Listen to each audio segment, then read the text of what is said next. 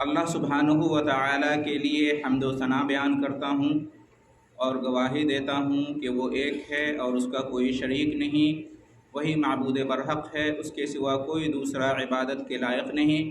اس کے اچھے اچھے نام اور بلند و بالا صفات ہیں جو اس کے شایان شان ہیں، کوئی اس کے جیسا نہیں۔ اور صلاۃ و سلام نازل ہو ہمارے پیارے رسول آخری نبی محمد مصطفیٰ احمد مصطفیٰ صلی اللہ علیہ وسلم پر۔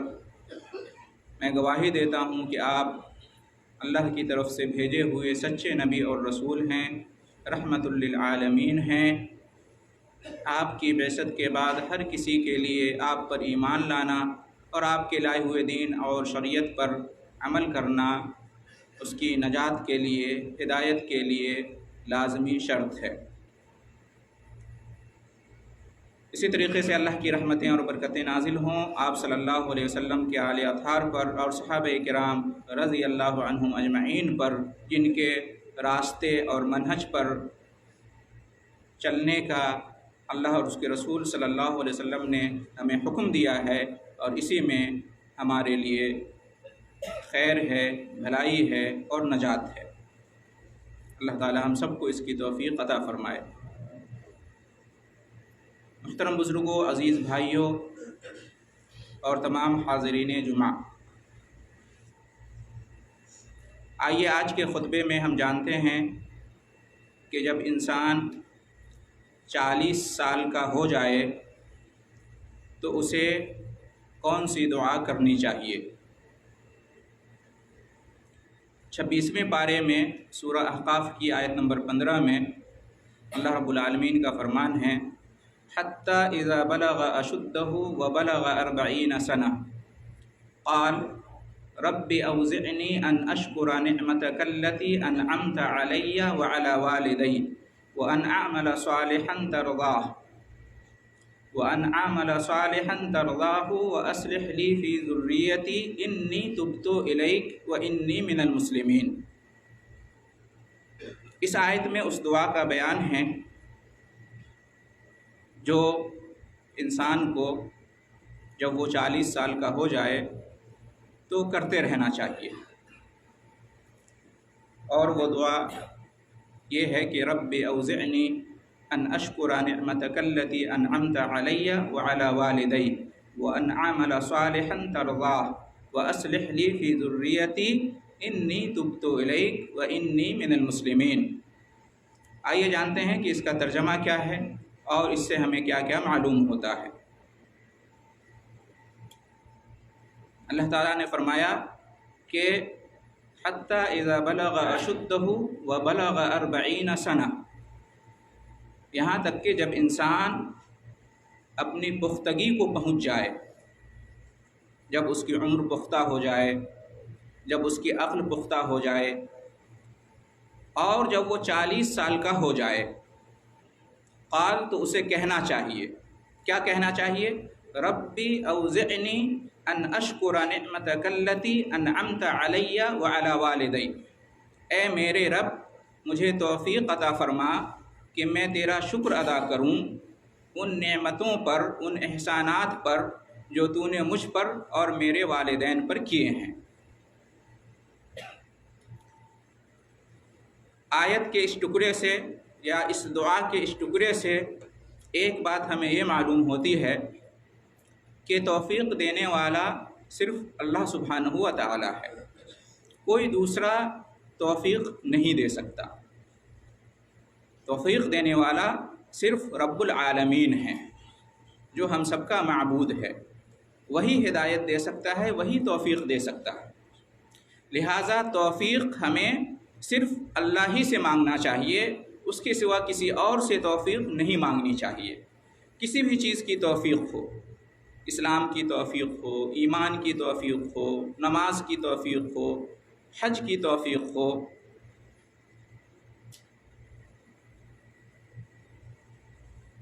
زیارت کی توفیق ہو، مسجد نبوی کی، تمام تر توفیق دینے والا صرف اللہ رب العالمین ہے۔ توفیق دینے کا اختیار اللہ کے علاوہ کسی اور کو نہیں ہے۔ اور یہ اختیار اللہ تعالیٰ نے کسی کو نہیں دی ہے۔ کوئی دوسرا، چاہے کوئی نبی ہو، رسول ہو، ولی ہو، بزرگ ہو، آپ کا خیر خواہ ہو، مخلص ہو، آپ کا مرشد ہو، آپ کا استاذ ہو، وہ آپ کی رہنمائی کر سکتا ہے، وہ آپ کو راستہ دکھا سکتا ہے، وہ گائیڈ کر سکتا ہے، وہ آپ کے لیے دعا کر سکتا ہے، لیکن وہ توفیق نہیں دے سکتا، وہ راستے پر چلا نہیں سکتا، وہ راستے پر آپ کو قائم نہیں رکھ سکتا۔ اس لیے ہم ہر نماز میں، ہر رکعت میں اللہ تعالیٰ سے یہی دعا کرتے ہیں کہ اہدنا الصراط المستقیم، ہمیں سیدھے راستے پر چلا، ہمیں سیدھے راستے پر ثابت قدم رکھ۔ اگر توفیق دینے کا اختیار کسی کو ہوتا تو نوح علیہ السلام اپنے بیٹے کو توفیق دے دیتے، ان کا بیٹا ایمان لے آتا۔ ابراہیم علیہ السلام اپنے والد کو توفیق دے سکتے تھے اور ان کے والد ایمان لے آتے۔ نبی کریم صلی اللہ علیہ وسلم اپنے چچا ابو طالب کو، جنہوں نے زندگی بھر آپ کی مدد کی، آپ کا ساتھ دیا اور آپ ان کی محبت اور شفقت کے سائے میں پلے بڑھے، چاہتے تو وہ ایمان لے آتے، لیکن ایسا نہیں ہوا، کیونکہ توفیق دینا یہ اللہ کا کام ہے۔ اللہ کے علاوہ جو بھی ہیں وہ ہمارے لیے کوشش کر سکتے ہیں، دعا کر سکتے ہیں، ہمیں راہ بتا سکتے ہیں، راستہ دکھا سکتے ہیں، رہنمائی کر سکتے ہیں، اس پر چلا نہیں سکتے، اس کی توفیق نہیں دے سکتے۔ اس لیے ہمیں اپنے لیے یا کسی اور کے لیے توفیق مانگنی ہو، صرف اللہ سے مانگیں۔ کوئی ہمارا پیر، کوئی مرشد، کوئی نبی، کوئی ولی ہمیں توفیق نہیں دے سکتا، چاہے حج کا معاملہ ہو، زیارت مسجد رسول کا معاملہ ہو، نماز کا معاملہ ہو، ایمان کا معاملہ ہو۔ مانگنا ہو توفیق صرف اللہ سے مانگیں، کسی اور سے مانگیں یہ شرک ہو جائے گا۔ تو ایک بات یہ معلوم ہوتی ہے، ربی اوزعنی، اے میرے رب مجھے توفیق دے۔ کس چیز کی توفیق دی؟ ان اشکرا، کہ میں تیرا شکر ادا کروں۔ ان اشکرا نعمتک التی انعمت علی وعلی والدی، مجھ پر جو تو نے احسان کیا ہے، انعام کیا ہے، اور میرے والدین پر تو نے جو نعمت احسان کیا ہے، کرم کیا ہے، اس پر میں تیرا شکر ادا کروں۔ اس سے یہ معلوم ہوا کہ ہمیں ہر حال میں اپنے رب کا شکر ادا کرنا چاہیے۔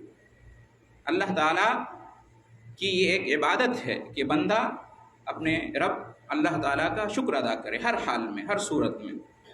کوئی ایسا بندہ نہیں ہے جس پر اللہ تعالیٰ کے انعامات اور احسانات نہ ہوں، اور ہر کسی پر اتنے زیادہ احسانات اور انعامات ہیں کہ شمار نہیں کیے جا سکتے۔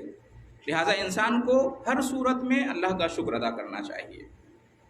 لیکن افسوس کا مقام ہے کہ ذرا سی مصیبت پریشانی آتی ہے تو ہم ناشکرے بندے بن جاتے ہیں، اللہ تعالیٰ کے شکر کی ادائیگی کو ہم بھول جاتے ہیں اور ناشکری کرنے لگتے ہیں، بھول جاتے ہیں کہ اللہ تعالیٰ نے کتنا کرم فرمایا ہے، کتنی نعمتیں عطا کی ہیں، صحت ہے، تندرستی ہے، مال و دولت ہے، جاب ہے، نوکری ہے، ملازمت ہے، تجارت ہے، بزنس ہے، دیکھنے کی صلاحیت، سننے کی صلاحیت، بولنے کی صلاحیت، عقل، دماغ، سوچ سمجھ، والدین، اولاد، اور سب سے بڑی نعمت اسلام کی نعمت، ایمان کی دولت۔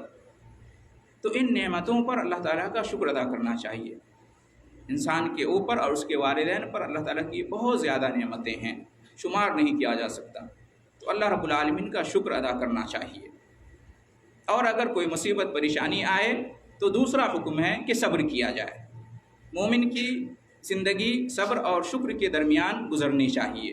ایمان کا دو حصہ ہے، ایک شکر اور ایک صبر۔ نعمت میں ہیں تو شکر ادا کریں، اور اگر آزمائش میں ہیں تو صبر کریں۔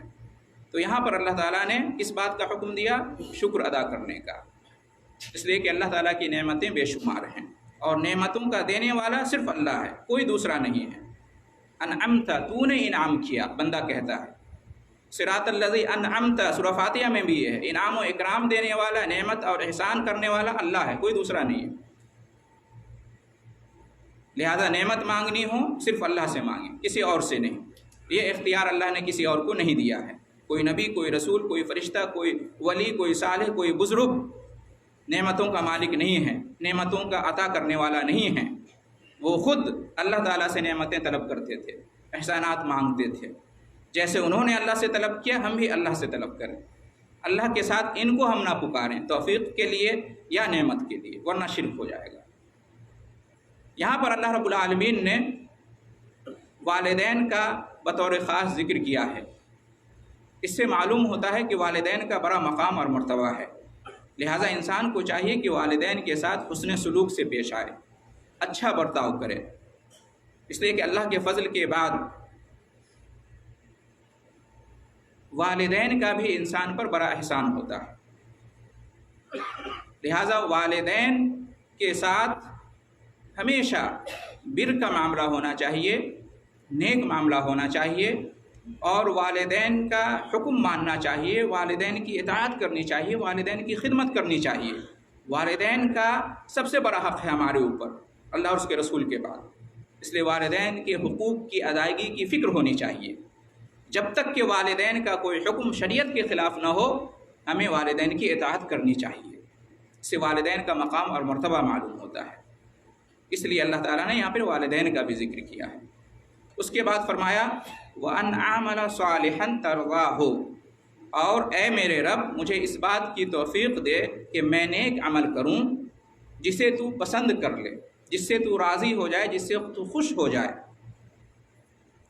معلوم اس سے کیا ہوا کہ نیک عمل کی توفیق دینے والا بھی صرف اللہ ہے، دوسرا کوئی نہیں ہے۔ لہٰذا نیک عمل کی توفیق بھی ہمیں صرف اللہ سے مانگنا چاہیے، کسی دوسرے کے پاس یہ قدرت، یہ اختیار نہیں ہے۔ نیک عمل کسے کہتے ہیں؟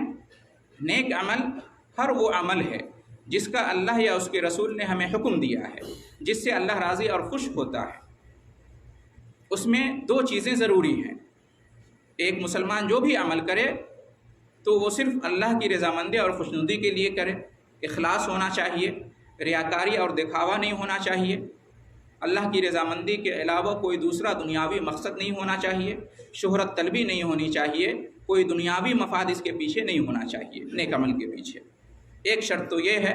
دوسری شرط یہ ہے کہ وہ جو عمل کرے نبی کریم صلی اللہ علیہ وسلم کے طریقے کے مطابق کرے، آپ کی سنت کی پیروی کرے، اس میں نہ اللہ کے ساتھ اس عمل میں شرک کرے اور نہ ہی نبی کریم صلی اللہ علیہ وسلم کی سنت میں کسی بدعت کی ملاوٹ کرے۔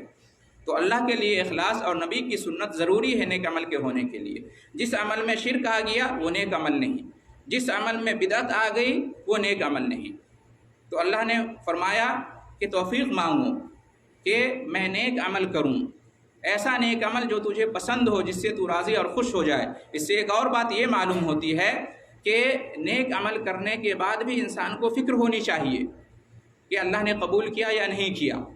نیک عمل کر لینا بہت اچھی بات ہے، لیکن نیک عمل کے بعد انسان کو خوش فہمی میں مبتلا نہیں ہونا چاہیے کہ میں نے بڑا کمال کر دیا، میں نے 1 مہینے کے روزے رکھ لیے، میں 5 وقت کی نماز پڑھتا ہوں، میں نے حج کر لیا، میں نے زکوٰۃ ادا کی، وغیرہ وغیرہ۔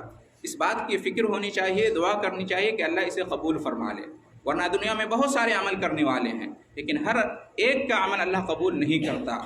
جس کے اندر اخلاص ہوگا، نبی کی سنت کی پیروی کا جذبہ ہوگا، اللہ رب العالمین اسی کا عمل قبول فرماتا ہے۔ اور قبولیت عمل کی نشانی یہ ہے کہ انسان مزید عمل کرتا ہے اور تواضع اختیار کرتا ہے، تکبر نہیں کرتا، احسان نہیں کرتا۔ آپ نیک عمل کر رہے ہیں، آپ کسی پر احسان نہیں کر رہے ہیں، نہ اللہ پر احسان کر رہے ہیں نہ لوگوں پر احسان کر رہے ہیں، آپ اپنی آخرت بنا رہے ہیں۔ تو یہ ہونا چاہیے۔ آگے اللہ نے فرمایا وَأَصْلِحْ لِي فِي ذُرِّيَّتِي، اے اللہ میری ذریت کی اصلاح فرما دے، بیوی بچوں کی اصلاح فرما دے، بیوی بچوں کو سیدھے راستے پر رکھ، انہیں صلاح اور تقوی عطا کر، ان کی رہنمائی فرما، انہیں توفیق دے، انہیں سلامت رکھ، انہیں دین پر قائم رکھ۔ وَأَصْلِحْ لِي فِي ذُرِّيَّتِي، ان کی اصلاح کر دے، انہیں درست کر دے، ان کے اندر درستگی عطا فرما، برے راستوں سے، غلط طریقوں سے ان کی حفاظت فرما، انہیں نجات دے، انہیں سلامتی عطا فرما۔ یہ بھی دعا ہے اس کے اندر۔ اس دعا کے اندر انسان اپنی ذات کے لیے بھی دعا کرتا ہے، اپنے والدین کے لیے بھی اور اپنے بیوی بچوں کے لیے بھی۔ معلوم یہ ہوا کہ انسان کے اوپر اس کا اپنا بھی حق ہے، اپنا بھی خیال رکھے، والدین کا بھی حق ہے، ان کا بھی خیال رکھے، بیوی بچوں کے بھی حقوق ہیں، ان کا بھی خیال رکھنا چاہیے، اور بیوی بچے صحیح راستے پر رہیں اس کی فکر ہونی چاہیے انسان کو، اور دعا کرنی چاہیے اور اس کے لیے کوشش کرنی چاہیے۔ پتہ نہیں ہماری بیوی بچے، ہم ان سے دور ہیں، کس حالت میں ہیں، کس راستے پر ہیں۔ خاص طور سے وہ لوگ جو بیوی بچوں سے دور ہیں، سال 2 سال 4 سال پر ان سے ملاقات ہوتی ہے، ان کے غائب آنے میں وہ کس حالت میں ہیں؟ اللہ سے دعا کریں، اللہ ہی حامی اور ناصر ہے۔ پتہ نہیں ان کی تعلیم و تربیت کیسے ہو رہی ہے، وہ کہاں جاتے ہیں، کن کی صحبت اختیار کرتے ہیں، ان کی تعلیم کیسے ہو رہی ہے، ان کی تربیت کیسے ہو رہی ہے، وہ صحیح راستے پہ ہیں، غلط راستے پر ہیں، وہ گھر سے نکلتے ہیں، بازار میں جاتے ہیں، اسکول کالج میں جاتے ہیں، تو وہ کس طریقے پر ہوتے ہیں، کس صحبت میں ہوتے ہیں، کس طرح کے کلچر کو، تہذیب کو اختیار کر رہے ہیں، ان کی دینی تعلیم و تربیت کیسی ہو رہی ہے، ان چیزوں کی فکر ہونی چاہیے۔ اس کے لیے اللہ سے دعا کرنی چاہیے۔ ہم یہاں سے کیا کر سکتے ہیں؟ دعا ہی کر سکتے ہیں، رہنمائی کر سکتے ہیں، ورنہ توفیق دینے والا اللہ ہے۔ لیکن کوشش کریں کہ ان کی صحبت اچھی ہو، ان کی تربیت اچھی ہو۔ وَأَصْلِحْ لِي فِي ذُرِّيَّتِي، انسان چاہے جتنا بھی کامیاب ہو جائے، اگر بیوی بچے صحیح راستے پر نہیں ہیں تو ایسی کامیابی کا کوئی مطلب نہیں ہے۔ وَأَصْلِحْ لِي فِي ذُرِّيَّتِي، اس لیے کہا کہ اے رب میری ذریت کی اصلاح فرما دے، آل و اولاد کی اصلاح فرما دے۔ وَأَصْلِحْ لِي فِي ذُرِّيَّتِي إِنِّي تُبْتُ إِلَيْكَ، میں تیرے حضور توبہ کرتا ہوں، میں تیرے حضور توبہ کرتا ہوں۔ مطلب اے اللہ میں 40 سال کا ہو گیا، پتہ نہیں میں نے اپنی زندگی میں کتنے گناہ کیے، کتنی برائیاں کی، کتنی کوتاہیاں کی، فرائض و واجبات کو چھوڑے، حرام چیزوں کا ارتکاب کیا۔ اب میں 40 سال کا ہو گیا ہوں، توبہ کرتا ہوں، مجھے معاف کر دے، استغفار پڑھتا ہوں۔ میں وعدہ کرتا ہوں کہ آئندہ گناہ نہیں کروں گا، آئندہ وہ برائیاں نہیں کروں گا جن میں اب تک میں لت پت رہا، مجھے معاف کر دے، مجھے سیدھے راستے پر قائم رکھ۔ میں عزم کرتا ہوں، میں پختہ ارادہ کرتا ہوں کہ بہت ہو گیا، میں نے بہت گناہ کر لیے، اب نہیں کروں گا، میں توبہ کرتا ہوں۔ انی تبت الیک وانی من المسلمین، اور آخر میں فرمایا کہ اے رب میں مسلمانوں میں سے ہوں۔ یعنی یہاں پر اللہ تعالیٰ کو جب دعا کر رہے ہیں تو حوالہ دے رہے ہیں کہ اے رب میں جو تجھ سے دعا کرتا ہوں، میں تیرا بندہ ہوں، میں تیرے دین کو ماننے والا ہوں، میں مسلمان ہوں، میرا دین اسلام ہے جو تو نے نازل کیا، جس کا تو نے حکم دیا ہے، میرے تیرے درمیان ایک رشتہ ہے، ایک تعلق ہے، تو میرا رب ہے، میں تیرا بندہ ہوں، میں تجھے اپنا معبود مانتا ہوں، تیرے نبی محمد پر ایمان رکھتا ہوں، تیری کتاب قرآن پر ایمان رکھتا ہوں، میں تیرا عبادت گزار بندہ ہوں، تیری اطاعت کرنے والا بندہ ہوں، تو اس رشتے اور تعلق کی وجہ سے میری دعا کو قبول کر لے۔ وسیلہ لے رہے ہیں، اللہ سے دعا کریں تو وسیلہ لیں، ایمان کا، نیک عمل کا، اپنا رشتہ اور تعلق، اپنی قربت اللہ تعالیٰ سے بیان کریں، اللہ اس سے خوش ہوتا ہے، اللہ دعا کو قبول فرماتا ہے۔ اور یہاں پر دیکھیں وسیلہ اور حوالہ اپنے ایمان کا لیا جا رہا ہے، اپنے اسلام کا لیا جا رہا ہے، دینداری کا، تقوی کا، پرہیزگاری کا، کسی شخصیت کا وسیلہ نہیں ہے، کسی ذات کا وسیلہ نہیں ہے، کسی نبی یا ولی کا وسیلہ نہیں ہے۔ انسان دعا کرے، اللہ کے سامنے حوالہ پیش کرے، وسیلہ لے، کس کا؟ نیک اعمال کا۔ اسی میں ہمارا یہی دعا کا مسنون طریقہ ہے۔ تو محترم حضرات، یہ دعا ہے جو سورہ احقاف کے اندر آیت نمبر 15 میں 26ویں پارے میں بیان کی گئی ہے۔ ہمیں چاہیے کہ اگر ہم 40 سال کے آس پاس ہو جائیں، 40 سال سے ہم گزر چکے ہوں، تو ہم بطور خاص اس دعا کو کریں، اور جو اس سے پہلے والے عمر کے ہیں وہ بھی اس دعا کو کر سکتے ہیں، خاص نہیں ہے ان کے لیے، لیکن زیادہ تاکید ہے کہ جو اس عمر کے آس پاس ہوں، جو اس عمر کو کراس کر چکے ہوں، وہ اس دعا کو ضرور کریں۔ کیوں؟ اس کی حکمت کیا ہے؟ 40 سال کے بعد یہ دعا کیوں کرنی چاہیے؟ اس لیے کہ جب انسان 40 سال کا ہو جاتا ہے تو وہ لگ بھگ اپنی آدھی سے زیادہ عمر کو پار کر چکا ہوتا ہے، اپنی موت سے وہ قریب ہو رہا ہوتا ہے، اس کی صحت اور تندرستی بھی پہلے کی طرح سے نہیں ہوتی ہے، اس کا جو عروج کا زمانہ ہے وہ اب زوال پذیر ہونے والا ہوتا ہے۔ انسان کی عمر اوسطاً کتنی ہوتی ہے؟ خاص طور سے اس امت کی 60 سے 70 سال، 40 سال کا ہو گیا ہے تو زندگی کا اکثر حصہ وہ گزار چکا ہے۔ صحت و تندرستی اب وہ طاقت وہ پہلے والی نہیں رہی، اسی طرح سے کمانے کا معاملہ ہے، پہلے جیسا معاملہ نہیں رہا۔ اور پھر جب انسان 40 سال کا ہو جاتا ہے تو ذمہ داریاں اس کی بڑھ جاتی ہیں، اس کے فرائض اور زیادہ اس میں اضافہ ہو جاتا ہے، والدین کی بھی ذمہ داری ہے، بیوی بچوں کی بھی ذمہ داری ہے، بچوں کی تعلیم و تربیت، شادی بیاہ وغیرہ وغیرہ، بہت ساری ذمہ داریاں عائد ہو جاتی ہیں۔ اس لیے انسان اپنی ان ذمہ داریوں کو کیسے پوری کرے؟ جب تک اللہ کی توفیق نہیں ہوگی اللہ کی مدد حاصل نہیں ہوگی تب تک اللہ تعالیٰ صحیح طریقے سے اپنی ان ذمہ داریوں کو پوری نہیں کر سکتا۔ اس لیے انسان کو چاہیے کہ اللہ تعالیٰ سے یہ دعا کرے، رب اوزعنی ان اشکر نعمتک التی انعمت علی وعلی والدی وان اعمل صالحا ترضاہ واصلح لی فی ذریتی انی تبت الیک وانی من المسلمین۔ اللہ تعالیٰ ہم سب کو اس دعا کے کرنے کی توفیق عطا فرمائے۔ اللہ تعالیٰ ہمیں توفیق دے کہ ہم کچھ بھی مانگیں، توفیق مانگیں تو اللہ سے مانگیں، ہم اللہ کا شکر ادا کریں، اپنے والدین کے ساتھ حسن سلوک کریں اور نیک عمل کی ہم کوشش کریں اور اپنے بیوی بچوں کی اصلاح کی فکر کریں، رب کے حضور توبہ کریں اور مرتے دم تک دین اسلام پر قائم رہیں۔ اللہ تعالی ہم سب کو اس کی توفیق عطا فرمائے۔